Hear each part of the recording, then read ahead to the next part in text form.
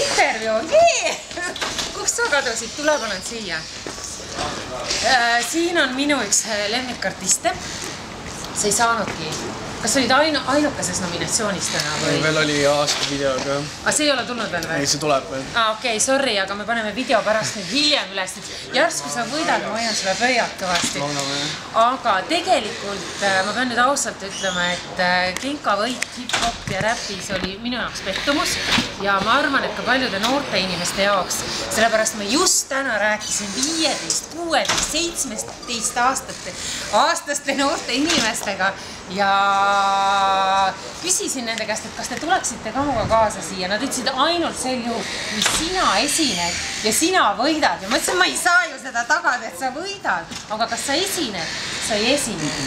Fuck you, nagu päriselt ka, sellepärast, et sa oled nagu see uus kuum ja värske laine. Ma ei saa aru, kuidas eestlased sellest aru ei saa.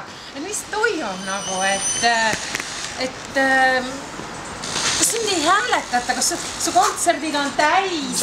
Tšau! Noored laigivad sind, su videosid vaadatakse, möllatakse selle järgi.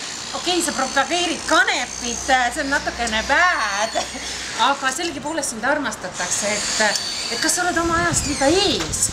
Ma arvan, et see on hea, et ma esinen võib-olla, et ma jäängi külmkappi, et ma olengi värskene järsku. Okei, aga sa natukene ikkagi lootsid ka ju tegelikult. Südame nagu nurgas natukene. Natuke ärevil oli, aga see ei muuda mitte midagi. Ma arvan, et see just paneb mulle rohkem pressure'it, et veel tõenäoliselt asju teha. Kus sa neid lahedate videote ideed saad? Et see on nagu müstika. Mina, vana inimene, olen neid juba 500 korda vaadanud, et kus need ideed sünnivad? Et see ei tule ju ainult seda, et te teete mingit suitsu ja siis nagu katus lendab ära. Ma olen kunstiga kaua tegelenud, uurinud maalimist ja tantsimist ja kõike muud. Minu teeb Fakina, et on väga töötav.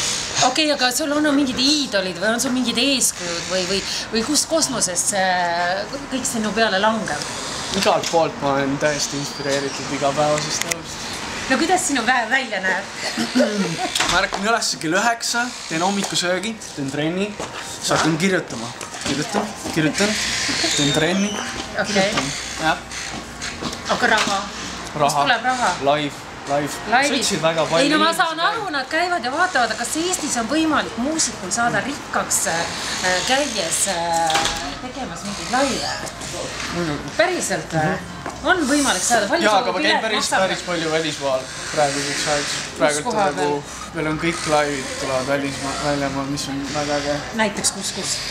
Saksamaal tuleb tuur, siis tuleb Viinis, tuleb Venemaal, igal pool vähemalt. Ja ehitame tuuri. Palju pilet maksab sinu kontserdile Eestis? On see kallis?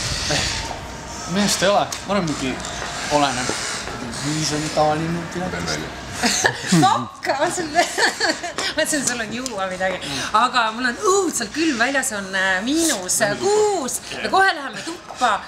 Perse, ma tahtsin viimase küsimuse küsida, kus sa need riided saad, need ägedad riided, need on kadestamisväärselt vahvad. Ma saan aru, et sa reisid väga palju välismaal, ja sealt sa nad ilmselt tood, aga ikkagi anna mingi väike vihje, kas Eestist mitte kusagilt midagi nii ägedat? No eriti ei saa, mul on väga hea sõber Andreas, kes on viimasel ajal tiimi juurde tulnud. Okei.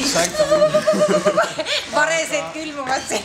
Aga muidu see on näiteks Jeremy Scott. Iiga ma vaadake. See on Kenny Scarf, üks hästi kuulus artist. Fuck. Kus sa said need? Taktid. Aga sõbrad, viskame nüüd suitsud maha, oleme bitchid. Ja läheme sisse. Aitäh su.